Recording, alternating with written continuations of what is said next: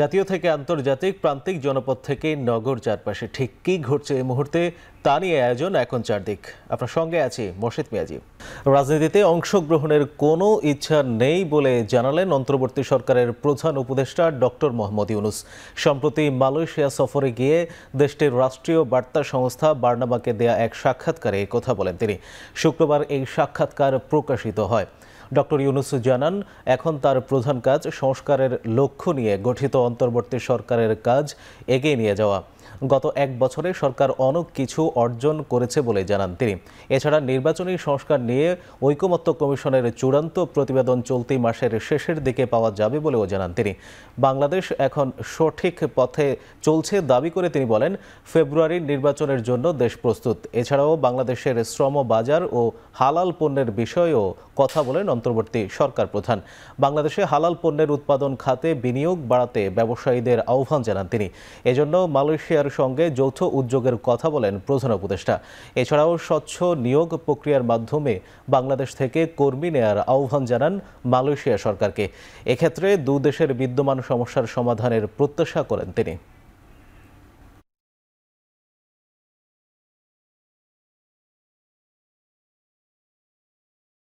So we said we'll give you all the facilities for halal protections and so on. Come and locate your factory in our area. We provide whatever is needed. So it's a question of marketing. Halal is not just a Bangladesh market or a Malaysian market. It's not limited by that. We are looking forward to expanding the scope for the Bangladeshi workers to come here in a much more clean system. So we had very elaborate discussion in future how to proceed without having trouble for any side. নির্বাচন পেছানোর মতো কোনো শক্তি দেশে নেই। আগামী ফেব্রুয়ারিতেই জাতীয় নির্বাচন অনুষ্ঠিত হবে বলে জানিয়েছেন প্রধান উপদেষ্টার প্রেস সচিব শফিকুল আলম। বিকেলে মাগুরা পৌরসভার পারনান্দুয়ালি এলাকায় জুলাই আন্দোলনের শহীদ মেহেদী হাসান ও রাব্বি আলামিনের কবর জিয়ারত শেষে সাংবাদিকদের প্রশ্নের জবাবে তিনি একথা জানান। তিনি বলেন, পুরো জাতি নির্বাচনের জন্য প্রস্তুত। সরকারের সব অঙ্গ সংগঠন সম্মিলিতভাবে নির্বাচনকে সুষ্ঠুভাবে আয়োজনের প্রস্তুতি নিচ্ছে। দেশে নির্বাচনের আমেজ শুরু হলে নির্বাচন নিয়ে সবার সন্দেহ চলে যাবে বলে আরও জানান তিনি। ফেব্রুয়ারিতে নির্বাচন হবে, এখানে কোনো শক্তি নাই এটাকে এই নির্বাচনকে ডিলে করবে। এটা আমাদের চিফ অ্যাডভাইজার বলেছেন এবং আমাদের চিফ অ্যাডভাইজার বলার পরেই আপনারা দেখেছেন ইলেকশন কমিশনও বলেছেন। এটা আমাদের পুরো জাতি এটার জন্য প্রস্তুতি নিচ্ছে। আমাদের সরকারের যতগুলো অর্গান আছে ইলেকশনকে প্রিপারেশনে যারা কাজ করে সবাই এটা নিয়ে এখন সবার পুরোদমে কাজ করছে। ইলেকশন ফেব্রুয়ারিতে হবে, এই বিষয়ে কোনো সন্দেহ নাই। যারা সন্দেহ বীজ রোপণ করছেন তাদেরকে বলবো আপনারা থামেন।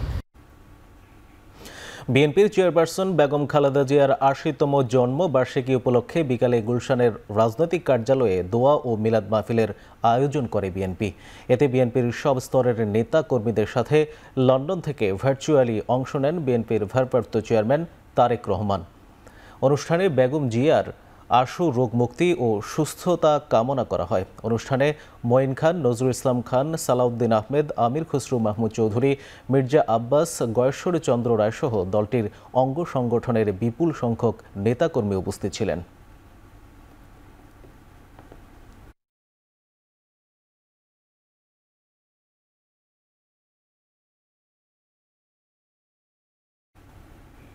বিএনপির নেতৃত্বেই আবারও দেশের গণতন্ত্র পুনঃপ্রতিষ্ঠা পাবে বলে মন্তব্য করেছেন দলটির নেতারা। বলেন, নির্বাচন বানচালের ষড়যন্ত্র নিয়ে সবাইকে সতর্ক থাকতে হবে। সকালে বেগম খালেদা জিয়ার জন্মদিন উপলক্ষে রাজধানীর নয়াপল্টনে কেন্দ্রীয় কার্যালয়ে দোয়া মাহফিলে অংশ নেন দলের নেতাকর্মীরা। এ সময় বিএনপির স্থায়ী কমিটির সদস্য গয়েশ্বর চন্দ্র রায় বলেন, এখনও গণতন্ত্রের জন্য লড়ে যাচ্ছেন বেগম খালেদা জিয়া। আর নজরুল ইসলাম খান বলেন, নির্জন কারাগারে ভুল চিকিৎসায় বিএনপির চেয়ারপারসনকে মৃত্যুর মুখে ঠেলে দিয়েছে পতিত আওয়ামী লীগ সরকার। কারাগারে যারা তার উপরে নির্যাতন চালিয়েছে তার বিচার চান মির্জা আব্বাস। বেগম খালেদা জিয়ার জন্মদিন উপলক্ষে সারা দেশেই দোয়া মাহফিলের আয়োজন করে দলটির নেতাকর্মীরা।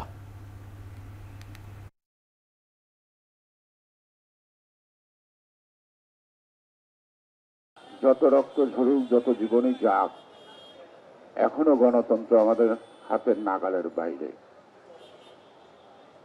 আমরা শুনি, বিশ্বাসও করতে চাই যে সহসা নির্বাচন হবে ফেব্রুয়ারি মাসের প্রথম সপ্তাহে। এই নির্বাচন সম্পন্ন হওয়া ভোটের গণনা, ভোটের ফলাফল গণনার আগ মুহূর্ত পর্যন্ত জাতির কাছে একটা সংশয় আছে, নির্বাচন হবে তো, অর্থাৎ একটা ষড়যন্ত্র চলমান আছে। বিএনপি চেয়ারপারসন বেগম খালেদা জিয়ার ৮১তম জন্মদিনে শুভেচ্ছা জানিয়েছেন প্রধান উপদেষ্টা ডক্টর মোহাম্মদ ইউনূস। শুক্রবার বিকেলে গুলশানে খালেদা জিয়ার বাসভবনে তার পক্ষে ফুলেল শুভেচ্ছা পৌঁছে দেওয়া হয়। ফুলের তোড়া নিয়ে যান ডক্টর ইউনূসের প্রধান উপদেষ্টা ডক্টর ইউনূসের কার্যালয়ের একান্ত সচিব সজীব এম খায়রুল ইসলাম এবং অফিসের পরিচালক মোহাম্মদ নাজমুল ইসলাম। চেয়ারপারসনের পক্ষ থেকে ফুল গ্রহণ করেন তার একান্ত সচিব ও সাবেক সচিব এবিএম আব্দুস সাত্তার।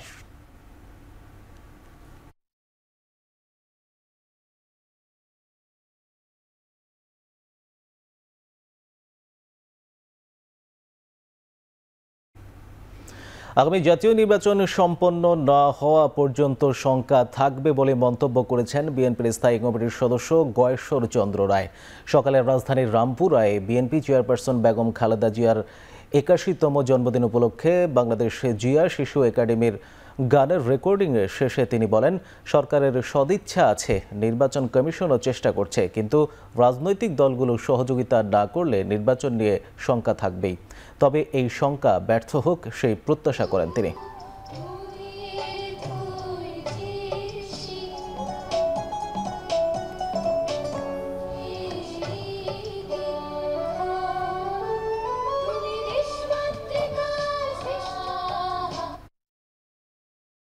নির্বাচন আওয়ামী লীগ আমলের বাজে সময়ে ফিরিয়ে নিয়ে যাবে বলে মন্তব্য করেছেন বাংলাদেশ জামায়াতে ইসলামীর নায়েবে আমির সৈয়দ আবদুল্লাহ মোহাম্মদ তাহের।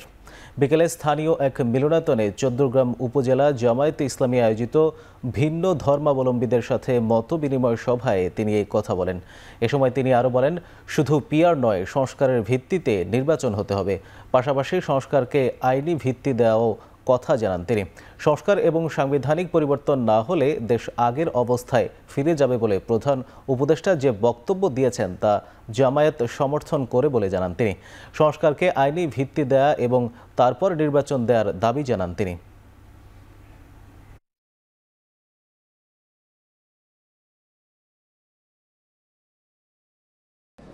আমরা বলেছি যে সংস্কার, সেটার ভিত্তিতেই নির্বাচন হইতে হবে, সংস্কারকে আইনি ভিত্তি দিতে হবে। কারণ কোনো ধরনের সংস্কার পরিবর্তন ছাড়া আগের স্টেজে যদি আবার আমরা নির্বাচন করি তো তাহলে তো দেশ সেই আওয়ামী লীগের পিরিয়ডে আবার চলে গেল। সুতরাং আমরা এত বড় লড়াই সংগ্রাম তো আওয়ামী লীগের সেই পৌঁছার সময়ে ফিরে যাওয়ার জন্য আন্দোলন করেছি, সেটাকে পরিবর্তন করে একটা নতুন সমৃদ্ধ ন্যায়পরায়ণ বৈষম্যহীন উন্নত সমাজ তৈরি করার জন্য। সেই জন্য সংস্কারটা বাধ্যতামূলক। এবং জুলাই আকাঙ্ক্ষা ইতোমধ্যে মুখ থুবড়ে পড়ছে বলে মন্তব্য করেন জামায়াতে ইসলামী ঢাকা মহানগরী দক্ষিণের সেক্রেটারি ডক্টর শফিকুল ইসলাম মাসুদ। বলেন, দেশকে ভালোবেসে যারা ৫ আগস্টের পর দেশে এসেছিলেন তারা হতাশ হয়ে আবার বিদেশ ফিরে যাচ্ছেন। শুক্রবার দুপুরে ঢাকা বিশ্ববিদ্যালয়ের টিএসসিতে জাতীয় শিক্ষা সপ্তাহ উপলক্ষে ঢাকা বিশ্ববিদ্যালয় ইসলামী ছাত্র শিবিরের এক সেমিনারে তিনি এসব কথা বলেন, শিক্ষা সংস্কার নিয়ে কোনো ধরনের উদ্যোগ নেওয়া হয়নি। সংস্কার নিয়ে নানা আলাপ হয়েছে, কিন্তু ঐকমত্য কমিশনে কেউ শিক্ষা ব্যবস্থার সংস্কার নিয়ে আলোচনার জোর দেননি। ডক্টর শফিকুল ইসলাম মাসুদ অভিযোগ করেন, বিগত শিক্ষা ব্যবস্থার ফলাফল আজকের এই মব ও অমানবিক আচরণ দেখা যাচ্ছে সমাজে। জানান, এখন সময় এসেছে বর্তমান করুণ শিক্ষা ব্যবস্থাকে সংস্কার করার।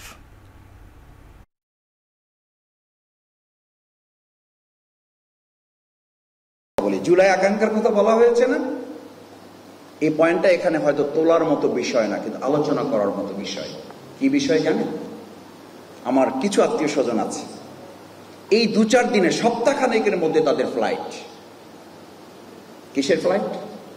তারা দুঃখ, ভারাক্রান্ত, আফসোস, হতাশা, ক্ষোভ, ক্ষুব্ধ প্রতিক্রিয়া ব্যক্ত করে আবার দেশ থেকে তার সন্তানদেরকে ফিরে নিয়ে এসেছেন যারা 5ই আগস্টের পরে, তাদেরকে নিয়ে আবার চলে যাচ্ছেন। কেন? তারা বলছেন our knowledge brings us nearer to ignorance, our ignorance brings us nearer to death. বর্তমান সংবিধানের উপর ভিত্তি করে যদি নির্বাচন হয় তবে এনসিপি সেই নির্বাচনে যাবে না বলে মন্তব্য করেছেন দলটির সিনিয়র যুগ্ম মুখ্য সমন্বয়ক আব্দুল হান্নান মাসুদ। বর্তমান সরকার জুলাইয়ের সাথে সবচেয়ে বড় গাদ্দারি করছে বলেও মন্তব্য করেন তিনি। সন্ধ্যায় নোয়াখালীতে শিল্পকলা একাডেমি মিলনায়তনে জুলাই স্মৃতিচারণ অনুষ্ঠানে কথা বলেন তিনি। এ সময় মাসুদ বলেন, এনসিপিকে মূলা ধরিয়ে একটি রাজনৈতিক দলের সাথে চুক্তি করেছে doctor Mohammad Yunus. Safe exit নিতে চাচ্ছে সবার গলায় ফাঁসি দিয়ে। সবগুলো রাজনৈতিক দলকে বাদ দিয়ে একটি নির্দিষ্ট রাজনৈতিক দলের সাথে বৈঠক করে নির্বাচনের তারিখ দিয়েছে। অন্তর্বর্তীকালীন সরকার যে সংবিধানের অধীনে শপথ নিয়েছে সেই সংবিধানকে বৈধতা দেওয়া হয়েছে 106 নং অনুচ্ছেদের অধীনে, কিন্তু সেই 106 নং অনুচ্ছেদের অধীনে তাকে কিন্তু নির্বাচনের দায়িত্ব দেওয়া হয়নি। তারা পুরনো সংবিধানের অধীনে এখন নির্বাচন দিতে চায় বলেও মন্তব্য করেন তিনি। আমরা জাতীয় নাগরিক পার্টির পক্ষ থেকে আমাদের একটা স্ট্যান্ড, আমরা এই জুলাইয়ের সাথে নির্বাচন, যে নির্বাচন আগামীতে হবে ফেব্রুয়ারিতে, আমরা সেই নির্বাচনে যাব না যদি সেটা এই সংবিধানের অধীনে নির্বাচন হয়। যদি হাসিনার তৈরি সংবিধান অধীনে, মুজিবের তৈরি সংবিধান অধীনে নির্বাচন হয়, তাহলে কোনো অভ্যুত্থানের শক্তি ওই নির্বাচনে যেতে পারে না। আমাদেরকে মূলা ধরায় একটা রাজনৈতিক দলের সাথে চুক্তি করে এসে ডক্টর মোহাম্মদ ইউনূস নিজে সেফ এক্সিট নিতে চাইছে আমাদের সবাই গলায় পাশ দিয়ে। বঙ্গবন্ধু শেখ মুজিবুর রহমানের 50তম মৃত্যু বার্ষিকী আজ। 1975 সালের এই দিনে তাকে সপরিবারে হত্যা করা হয়। বঙ্গবন্ধু শেখ মুজিবুর রহমান ছাড়াও হত্যা করা হয় তার স্ত্রী শেখ ফজিলাতুন্নেসা মুজিব, বড় ছেলে শেখ কামাল, তার স্ত্রী সুলতানা কামাল, মেজ ছেলে শেখ জামাল, তার স্ত্রী রোজি জামাল, ছোট ছেলে শেখ রাসেল এবং ছোট ভাই শেখ আবু নাসেরকে। ওই রাতে বঙ্গবন্ধুর বাড়ি আক্রমণের পাশাপাশি শেখ ফজলুল হক মনি এবং আব্দুর রফ নিয়াবাতের বাসাতেও আক্রমণ করে হত্যাকাণ্ড চালানো হয়। গত বছর ছাত্র জনতার গণ অভ্যুত্থানে শেখ হাসিনা সরকারের 15 বছরের ফ্যাসিবাদী শাসনের পতন হয়। পরিবর্তিত পরিস্থিতিতে শেখ মুজিবুর রহমানের মৃত্যু বার্ষিকীতে সরকারি ছুটি বাতিল করা হয়। গত বছরের 5 আগস্ট গণ অভ্যুত্থানের দিন ধানমন্ডি 32 নম্বরে বঙ্গবন্ধুর বাসভবনে অগ্নিসংযোগ ও ভাঙচুর করা হয়। এর 6 মাস পর দ্বিতীয়বার হামলা চালিয়ে বাড়িটি ভেঙে ফেলা হয়।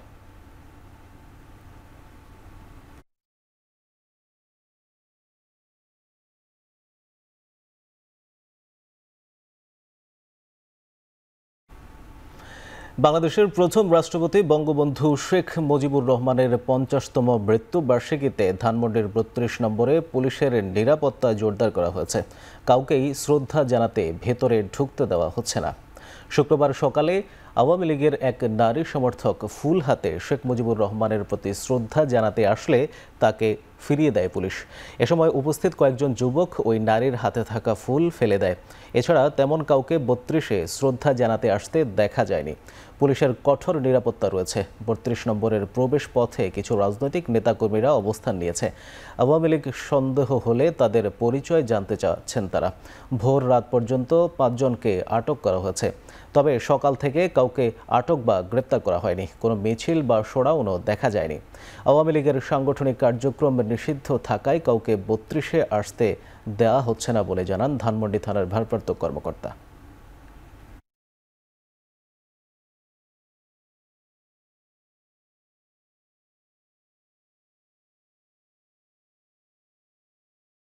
যেহেতু গতকালকে বিপুল জনসমাগম ছিল, এই জন্য একটু আমরা বাড়তি কিছু ফোর্স মোতায়েন করেছি। এখনো পর্যন্ত আমাদের কাছে কোনো অপ্রীতিকর কোনো ঘটনার সংবাদ নাই। গতকালকে আপনার বিভিন্ন সন্দেহে কেউ বা মোবাইল টানা পার্টি, চুরি, ছিনতাইকারী অথবা নিষিদ্ধ ঘোষিত সংগঠনের সদস্য, এইরকম সন্দেহ করে আমাদেরকে 5 জনকে আমাদের কাছে হ্যান্ড ওভার করা হয়েছে। তবে এদের ব্যাপারে আমরা জিজ্ঞাসাবাদ করি, যাচাই বাছাই করতেছে, এর পরবর্তী ব্যবস্থা করা হবে। আওয়ামী লীগ আমলে দীর্ঘদিন দখলে ছিল হুসলি দালানের একাংশ। 5 আগস্টের পর যা দখলমুক্ত হয়েছে। বাংলাদেশে সম্প্রীতির সুবাতাস বইছে বলে মন্তব্য করেছেন এনসিপির সদস্য সচিব আখতার হোসেন। শুক্রবার বিকালে শিয়া সম্প্রদায়ের চেহলাম আয়োজনের আমন্ত্রণে এসে এই মন্তব্য করেন তিনি। এনসিপির সদস্য সচিব আরও বলেন, শিয়া সম্প্রদায়ের উত্তরাধিকার ও আইনি অধিকার দেওয়া হয়নি। অভ্যুত্থানের পর সম্প্রীতি ফিরেছে। নাগরিক অধিকারের ভিত্তিতে বিনির্মাণ করা হবে ভবিষ্যতের বাংলাদেশ। এর আগে পুরান ঢাকার হসনি দালান ও ইমামবাড়া পরিদর্শন করেন আখতার হোসেন, সামান্তা শারমিন, আরিফ সোহেল সহ এনসিপি নেতৃবৃন্দ।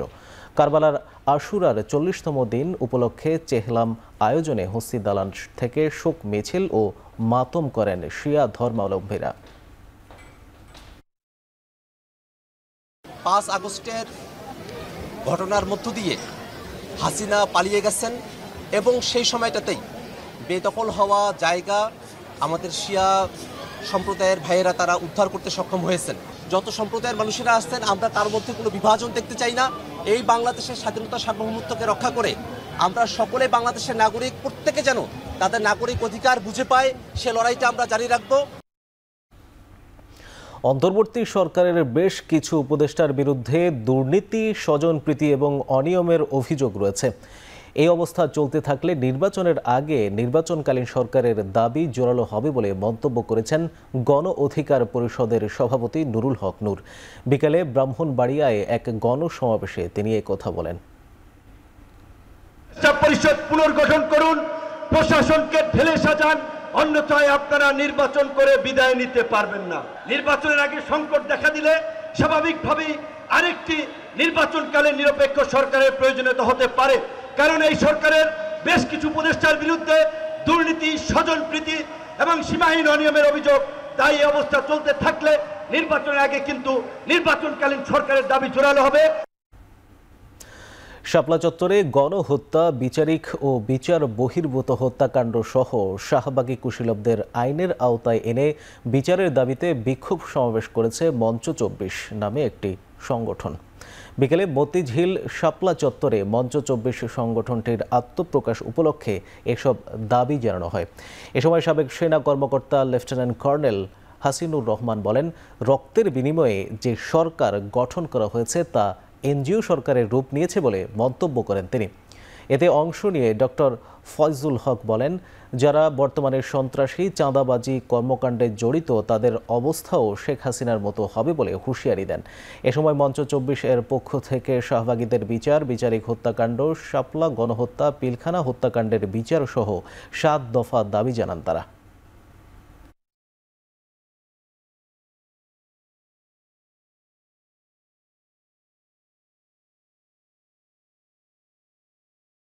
ঐক্যমত নিয়ে এসি রুমে বসে আপনি ইন্টারকন্টিনেন্টাল খাবার খাচ্ছেন, এটা তো আমাদের চাওয়া পাওয়া না। আমাদের চাওয়া পাওয়া সংস্কার করতে হবে, শেখ হাসিনার বিচার করতে হবে।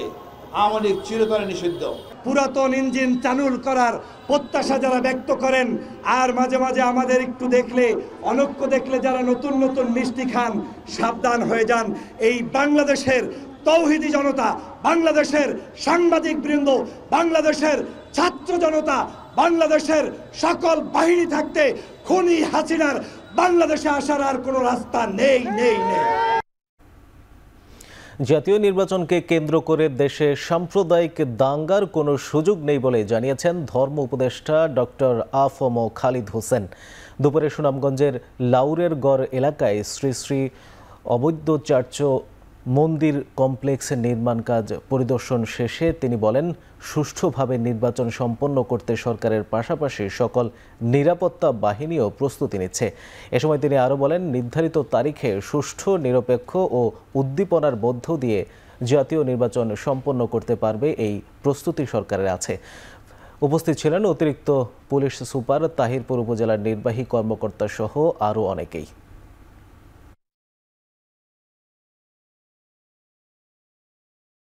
সরকার নির্বাচনের একটা রোড ম্যাপ ঘোষণা করেছেন এবং ইলেকশন কমিশন ওই রোড ম্যাপ অনুযায়ী বাকি কাজগুলো সম্পন্ন করবে। তো আমরা আশাবাদী, ইতিমধ্যে পুলিশের ট্রেনিং, সেনাবাহিনীর কতজন লোক থাকবে, পুলিশের বিন্যাস, এগুলো কাজ শুরু হয়েছে পূর্ণোদ্যমে। তো আমাদের প্রত্যাশা আমরা ঘোষিত সময়ে, তারিখে আমরা জাতীয় নির্বাচন সম্পন্ন করতে পারব। সিলেটের ভোলাগঞ্জ থেকে লুট হওয়া বিপুল পরিমাণ পাথর উদ্ধারে ক্রাশার মিল সহ বিভিন্ন জায়গায় যৌথ বাহিনীর অভিযান অব্যাহত রয়েছে। মাটির নিচে পুঁতে রাখা পাথরও উদ্ধার করা হয়েছে। এছাড়া জব্দ করা হয় পাথরবাহী অনেক ট্রাক। সকালে প্রশাসনের অভিযানে মাটির নিচেও মিলেছে সাদা পাথরের সন্ধান। ভোলাগঞ্জের কলাবাড়ি গ্রামে বালু চাপা দিয়ে রাখা হয় হাজার হাজার ঘনফুট সাদা পাথর। অভিনব কায়দায় লুকিয়ে রাখা এই পাথরের সন্ধান পাওয়ার পর শুরু হয় অভিযান। মাটি খুঁড়তেই বের হতে থাকে সাদা পাথর। এছাড়া সড়কে অভিযান চালিয়ে জব্দ করা হয় শতাধিক পাথর বোঝাই ট্রাক। লুট হওয়া পাথর উদ্ধারে এখন ক্রাশার মিলগুলোতে বিদ্যুৎ বিচ্ছিন্নে আইনশৃঙ্খলা বাহিনী তৎপর রয়েছে বলে জানিয়েছে প্রশাসন। উদ্ধার হওয়া পাথর প্রতিস্থাপন করা হচ্ছে ভোলাগঞ্জের সাদা পাথরে।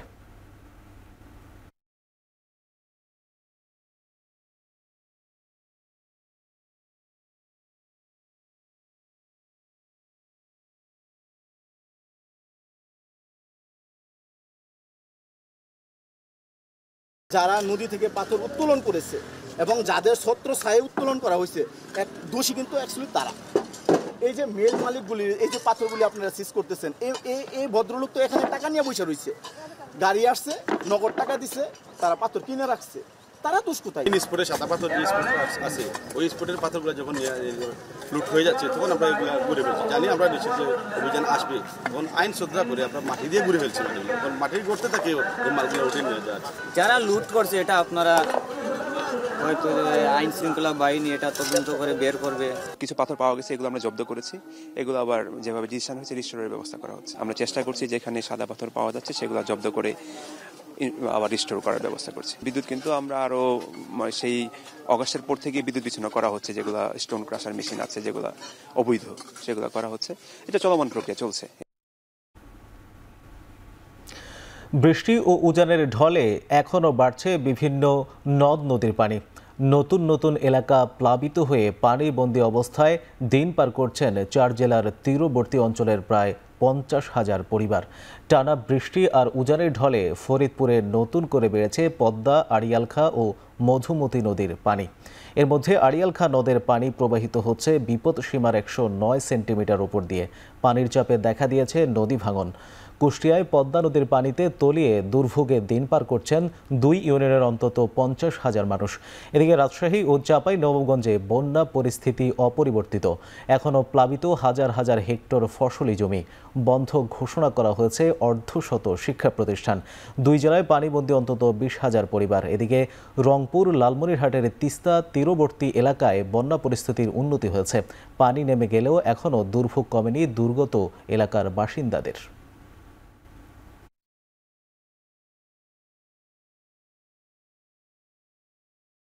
পানি মিনিমাম 10 দিন ধরে পানি বাড়তেছে। পানি ভাড়ায় সব পাতায় ধান পান আছে, ধান পানের শস্য ক্ষতি হইতেছে। মেলা কিনা ঘর বাড়ি ডুবে গেছে, মেলা খানি করে পানিতে যেতে আসতে পারছি না। কিছু তো আমরা পাইছি না, কেউ তো আমাদেরকে দিছে না।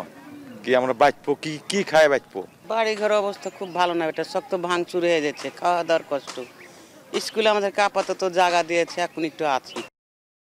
রাজধানীর শেওড়াপাড়ায় নিজ বাসায় গৃহবধূ ফাহমিদা তাসিন কেয়ার মৃত্যুর ঘটনায় আসামিদের ধরতে পুলিশের অসহযোগিতার অভিযোগ তুলেছেন নিহতের স্বজনরা।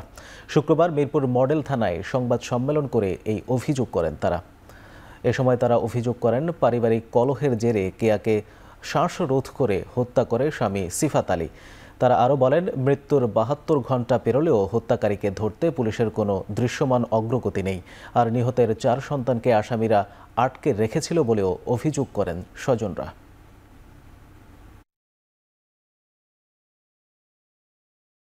মামলার যে এজাহারভুক্ত আসামি, আমাদের জানা মতে অনেক আসামি আশেপাশে ঘটতেছে, ওনারা অ্যারেস্ট করতেছেন না।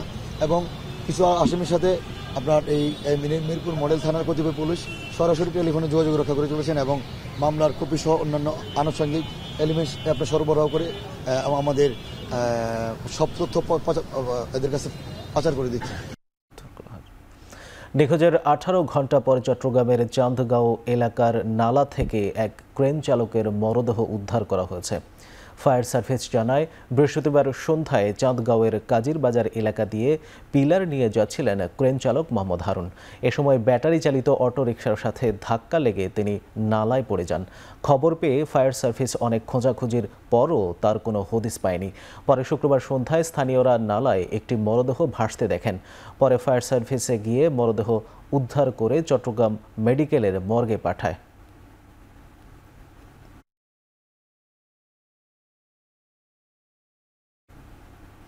রাজশাহীতে একই পরিবারের 4 জনের মরদেহ উদ্ধার করেছে পুলিশ। সকাল 9টার দিকে পবা উপজেলার বামুনশিকড় এলাকা নিজ বাড়ি থেকে তাদের মরদেহ উদ্ধার করা হয়। নিহতরা হলেন মিনারুল ইসলাম, তার স্ত্রী স্বাধীনা বেগম, 13 বছরের ছেলে মাহিম ও 1.5 বছরের মেয়ে মিথিলা। পুলিশ জানায়, মনিরুল ইসলাম ও তার পরিবারের সবাই রাতে ঘুমাতে যায়। সকালে পরিবারের অন্য সদস্যরা তাদের ডাকাডাকি করলেও সাড়া না মেলায় এক পর্যায়ে মিনারুলের বাবা টিনের চালা দিয়ে তাদের রক্তাক্ত অবস্থায় পড়ে থাকতে দেখেন। পরে পুলিশে খবর দেওয়া হলে দরজা ভেঙে 3 জনের রক্তাক্ত মরদেহ ও মিনারুলের ঝুলন্ত মরদেহ উদ্ধার করা হয়। এ সময় তাদের মরদেহের পাশ থেকে একটি চিরকুটও পাওয়া যায়। সেখানে ঋণ ও অভাবের তাড়নায় স্ত্রী ও সন্তানদের হত্যার পর মিনারুল আত্মহত্যা করেছে বলে উল্লেখ করা হয়েছে। হত্যার সঠিক কারণ তদন্তে ঘটনাস্থলে কাজ শুরু করেছে পিবিআই ও সিআইডি।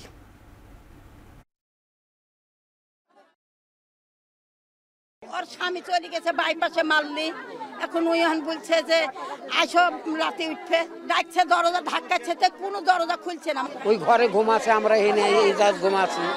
সকালে উঠে দেখছি তসলা মারা, সগলায় ঘর ঝোঁকড়েছে, পাত্তা নাই। আমি চাতাল দিয়ে উঠি, ওই ঘরে যা ভুলকি দিয়ে দেখছি আমার বেটা মেরে না মেরে ফেললে ওরা কি করে মরলো,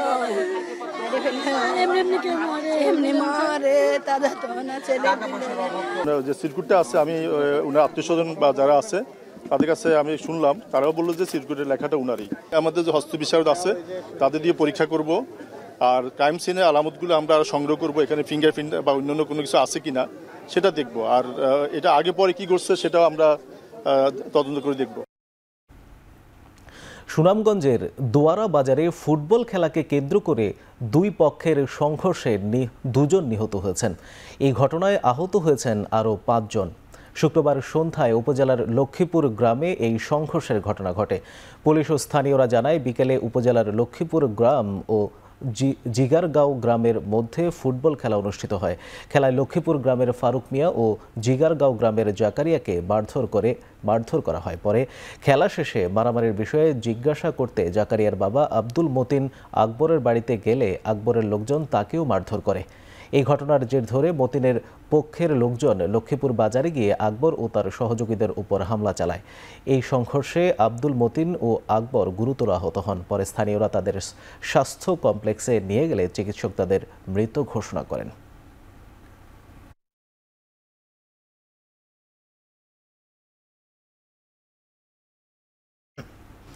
কুষ্টিয়ার ভেড়ামারায় পিকআপের ধাক্কায় মোটরসাইকেল আরোহী 2 শিক্ষার্থীর মৃত্যু হয়েছে। শুক্রবার সন্ধ্যা 6টার দিকে কুষ্টিয়া ঈশ্বরদী মহাসড়কের 6 দাগ যাত্রী ছাউনির সামনে এই দুর্ঘটনা ঘটে। ভেড়ামারা থানার ওসি জানান, কুষ্টিয়া পলিটেকনিক ইনস্টিটিউটের শিক্ষার্থী সিয়াম ও নাহিন সহ 10-12 জন কয়েকটি মোটরসাইকেলে করে ভেড়ামারা লালন শাহ সেতু এলাকায় ঘুরতে যান। এ সময় তারা বেপরোয়াভাবে মোটরসাইকেল চালাচ্ছিলেন। এক পর্যায়ে নাহিন ও সিয়ামের মোটরসাইকেল নিয়ন্ত্রণ হারিয়ে বিপরীত দিক থেকে আসা পিকআপ ভ্যানের সাথে ধাক্কা লাগে। এতেই ঘটনাস্থলেই 2 জন নিহত হন। নিহতদের মরদেহ উদ্ধার করে কুষ্টিয়া জেনারেল হাসপাতাল মর্গে পাঠানো হয়েছে।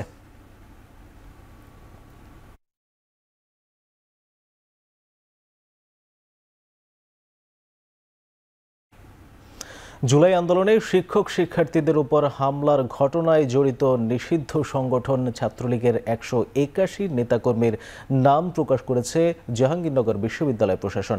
বৃহস্পতিবার রাতে বিশ্ববিদ্যালয় প্রশাসন এই আদেশ দেন। আদেশে বলা হয়, গেল বছরের 14 ও 15 জুলাই বিশ্ববিদ্যালয়ের হলের সামনে শিক্ষার্থীদের উপর হামলা হয়। সেদিন রাতেই ভিসির বাসভবনে আশ্রয় নেওয়া আন্দোলনরত শিক্ষার্থী শিক্ষকদের উপর পেট্রোল বোমা ও অস্ত্র নিয়ে হামলা চালানো হয়। এ বিষয়ে সিন্ডিকেট সভার সিদ্ধান্ত অনুযায়ী 64 জনকে আজীবন বহিষ্কার, 37 জনকে 2 বছরের জন্য বহিষ্কার ও 1 জনকে 6 মাসের জন্য বহিষ্কার করা হয়েছে। এছাড়াও 2 বছরের জন্য সনদ স্থগিত করা হয় 6 জনের এবং প্রাক্তন শিক্ষার্থীদের মধ্যে 73 জনের সনদ বাতিল করা হয়।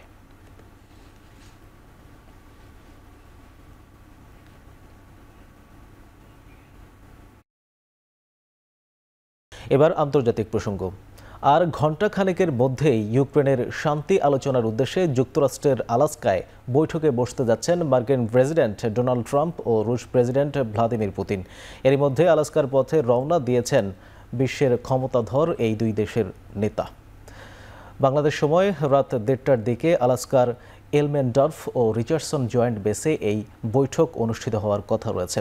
আজকের বৈঠকেই ইউক্রেনে যুদ্ধবিরতি চুক্তি চান ট্রাম্প।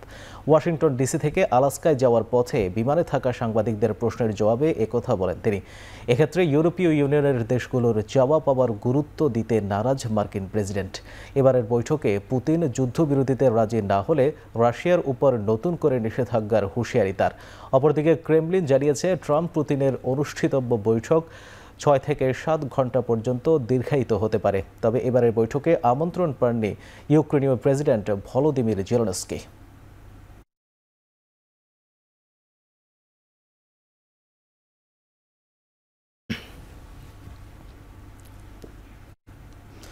ভারতের জম্মু কাশ্মীরের 64টি গ্রামে মেঘ ভাঙা প্রবল বৃষ্টিতে সৃষ্ট বন্যায় প্রাণহানি বেড়ে দাঁড়িয়েছে 56 জনে। এখনও নিখোঁজ অন্তত 80 জন। জীবিত উদ্ধার 300 জনের মধ্যে গুরুতর আহত অবস্থায় অর্ধশত মানুষকে হাসপাতালে ভর্তি করা হয়েছে। আকস্মিক বন্যায় ভেসে গেছে গ্রামের ঘরবাড়ি ও অবকাঠামো। এ সময় নিরাপত্তা বাহিনীর একটি তল্লাশি চৌকিও পানির তোড়ে ভেসে যায়। ভারত নিয়ন্ত্রিত জম্মু কাশ্মীরের 64টি এলাকাটি তীর্থযাত্রার যাত্রাবিরতির স্থান হিসেবে জনপ্রিয়। এখান থেকেই পুণ্যার্থীরা দেবী দুর্গার মন্দিরে উদ্দেশ্যে রওনা হন। সম্প্রতি উত্তরাখণ্ডে একইভাবে প্রবল বৃষ্টি ও বন্যায় হতাহত হন বেশ কয়েকজন, যা এক সপ্তাহের ব্যবধানে রাজ্যটিতে দ্বিতীয়বারের মতো দুর্যোগ।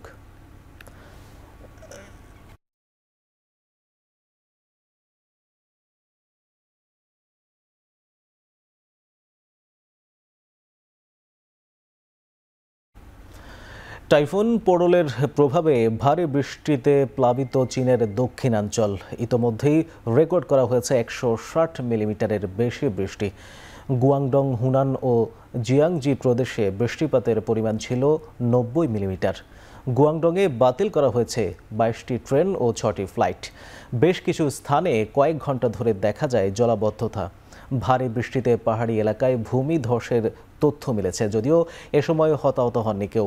উপকূলীয় এলাকায় 15,000-এর বেশি মানুষ আশ্রয় কেন্দ্রে অবস্থান করছেন। গেল বুধবার দুপুরে 191 কিলোমিটার গতিতে তাইওয়ানে আঘাত হানে টাইফুন, যা পরবর্তীতে চীনের ফুজিয়ান প্রদেশে আঘাত হানে।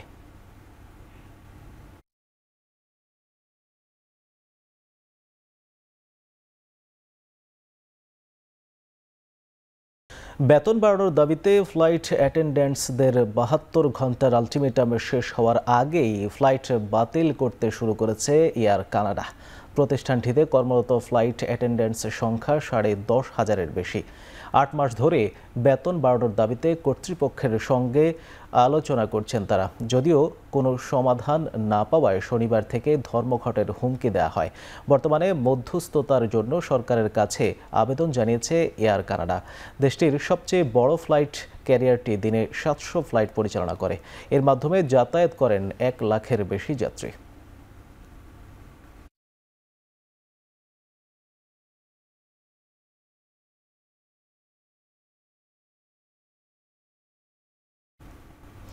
ইন্দোনেশিয়ার জাভা অঞ্চলে একটি স্কুলে দুপুরের খাবার খেয়ে অসুস্থ হয়ে পড়েছেন শিক্ষার্থী সহ 3.5 শতাধিক মানুষ। মধ্য জাভার একটি স্কুলে এই ঘটনা ঘটে। পরে ওই স্কুলের খাবারে কোনো সমস্যা আছে কিনা তা পরীক্ষা করতে একটি ল্যাবে খাবারের নমুনা পাঠানো হয়। খাবার খাওয়ার পর অনেকের পেট ব্যথা, ডায়রিয়া ও বমি সহ নানা রোগে আক্রান্ত হন। শিক্ষার্থীদের অভিযোগ, স্কুলের খাবারে বিষক্রিয়া ছিল। এই ঘটনা সামাজিক যোগাযোগ মাধ্যমে ছড়িয়ে পড়লে দেশটিতে ব্যাপক সমালোচনার সৃষ্টি হয়। প্রেসিডেন্ট পাবো সুবিয়াত্তো সরকারের জাতীয় পুষ্টি সংস্থার তত্ত্বাবধানে বিনামূল্যে খাদ্য কর্মসূচি বেশ কয়েকটি স্কুলে চালু রয়েছে। এর আওতায় আছে 1.5 কোটিরও বেশি শিক্ষার্থী। এর আগে গেল মে মাসে পশ্চিম জাভার খাদ্য বিষক্রিয়ার ঘটনায় অসুস্থ হয়ে পড়েছিল 2 শতাধিক শিক্ষার্থী।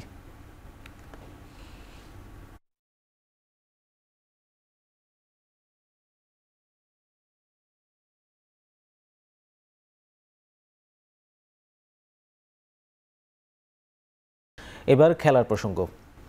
ক্যারিবিয়ান প্রিমিয়ার লিগ খেলার মাঝপথেই যুক্তরাষ্ট্রের মাইনর লিগে নাম লেখালেন সাকিব আল হাসান। মাইনর লিগের দল আটলান্টা ফায়ারে যোগ দিয়েছেন বাংলাদেশের এই অলরাউন্ডার। টুর্নামেন্ট শুরুর সপ্তাহ দুয়েক আগে ইন্টারন্যাশনাল ওয়াইল্ড কার্ড হিসেবে সাকিব আল হাসানকে দলে টেনেছে আটলান্টা ফায়ার। সবকিছু ঠিক থাকলে ক্যারিবিয়ান সুপার লিগের ব্যস্ততা শেষ করেই মাইনর লিগে খেলতে যাবেন সাকিব। মাইনর ক্রিকেট লিগে সাউদার্ন ডিভিশনের হয়ে খেলে থাকে সাকিবের নতুন দল আটলান্টা ফায়ার। আগামী 30 আগস্ট নিজেদের প্রথম ম্যাচে তাদের প্রতিপক্ষ অরল্যান্ড গ্যালাক্সি। 20 ওভারের এই টুর্নামেন্টে চলবে অক্টোবরের 5 তারিখ পর্যন্ত। আসরের পুরো সময়ে সাকিব যুক্ত থাকবেন আটলান্টার হয়ে।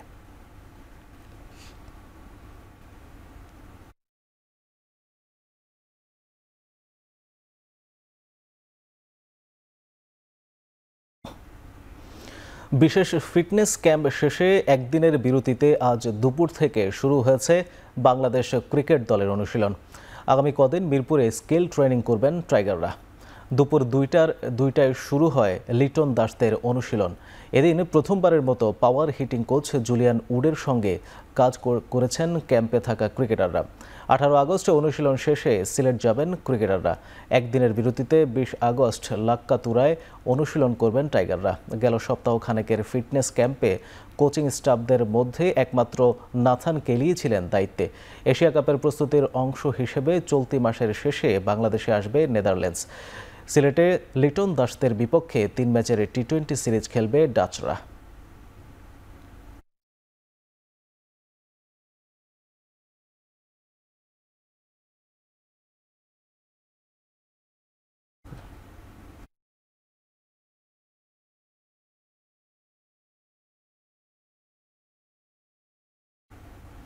সাফ অনূর্ধ্ব 17 নারী চ্যাম্পিয়নশিপ খেলতে ভুটানে পৌঁছেছে বাংলাদেশ দল।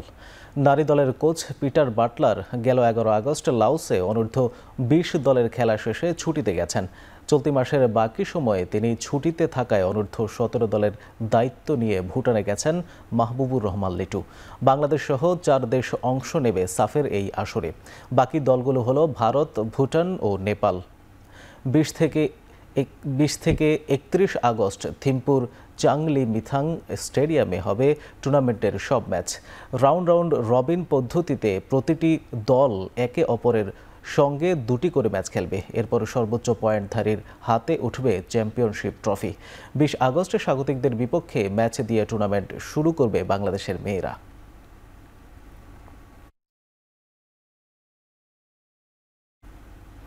ফুটবল দল বদলের মৌসুমে গুঞ্জন শুরু হয়েছে বাংলাদেশি তারকা হামজা চৌধুরীকে কেন্দ্র করে। নিজ লিগের দল রেক্সহ্যাম এএফসির নজরে রয়েছেন 27 বছর বয়সী এই মিডফিল্ডার। একাধিক ব্রিটিশ গণমাধ্যমের খবর, হলিউড অভিনেতা রায়ান রেইনল্ডসের মালিকানাধীন রেক্সহ্যাম বাংলাদেশের তারকা হামজাকে দলে পেতে আগ্রহী। বিগত কয়েক বছর ধরেই ইংলিশ ফুটবলে আলোচিত দল রেক্সহ্যাম। ইংলিশ পঞ্চম বিভাগ থেকে শুরু করে বর্তমানে প্রথম বিভাগ ফুটবলে উঠে এসেছে ক্লাবটি। এবারে দলের লক্ষ্য চ্যাম্পিয়নশিপ থেকে সরাসরি প্রিমিয়ার লিগ নিশ্চিত করা। আর সেই লক্ষ্যেই হামজা চৌধুরীকে নিয়ে দলটির আগ্রহ প্রকাশে এসেছে। চলতি মৌসুমে এরই মাঝে দল ঢেলে সাজিয়েছে রেক্সহ্যাম, আর তাতে নতুন সংযোজন হতে পারেন হামজা চৌধুরী।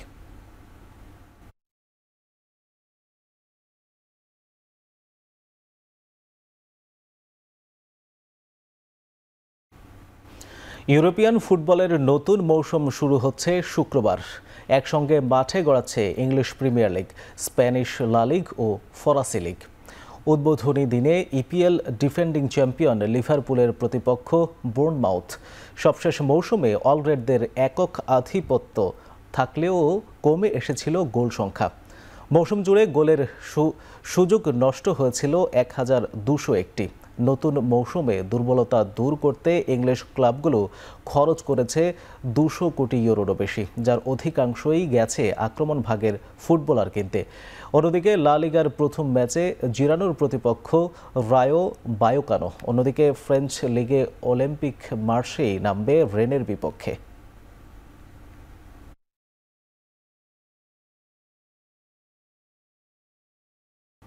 শেষ করছি এখন চারদিক। এখন টেলিভিশন ওয়েবসাইটে দেখতে ভিজিট করুন www.ekhon.tv। এছাড়া ফেসবুকে দেখতে ভিজিট করুন facebook.com/tv.ekhon এবং ইউটিউবে দেখতে ভিজিট করুন youtube.com/c/ekhon tv।